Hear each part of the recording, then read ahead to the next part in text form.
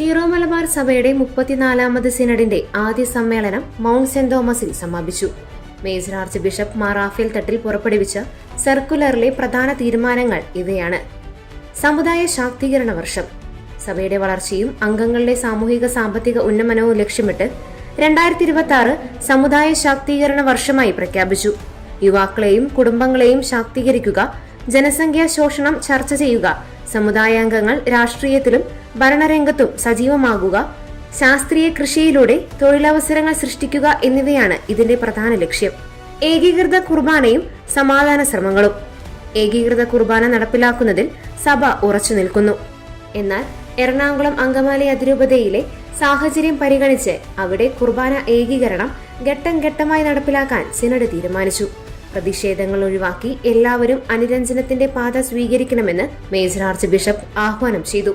Gulf മേഖലയിൽ apostolic visitor. Gulf രാജ്യങ്ങളിലെ വിശ്വാസികളുടെ അജപാലന സൗകര്യങ്ങൾ പഠിക്കുന്നതിനായി ബഹുമാനപ്പെട്ട ജോളി വടക്കനച്ചനെ അപ്പസ്തോലിക് വിസിറ്ററായി പരിശുദ്ധ സിംഹാസനം നിയമിച്ചു.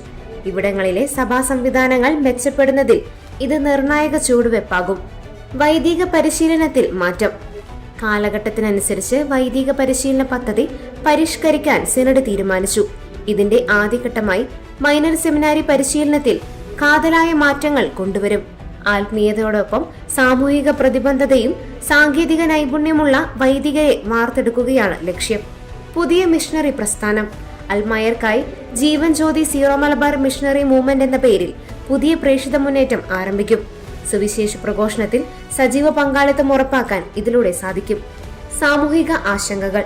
ഭാരതത്തിന്റെ ചില ഭാഗങ്ങളിൽ ക്രൈസ്തവർക്കെതിരെ നടക്കുന്ന അതിക്രമങ്ങളിൽ സിനഡ് ആശങ്ക രേഖപ്പെടുത്തി. നിർബന്ധിത മതപരിവർത്തനം എന്ന പേരിൽ സഭയുടെ വിദ്യാഭ്യാസ കാരുണ്യ പ്രവർത്തനങ്ങളെ തെറ്റായി വ്യാഖ്യാനിക്കുന്നത് രാജ്യത്തിന്റെ മതേതരത്തിന് ഭീഷണിയാണെന്ന് സർക്കുലർ ഓർമ്മിപ്പിക്കുന്നു.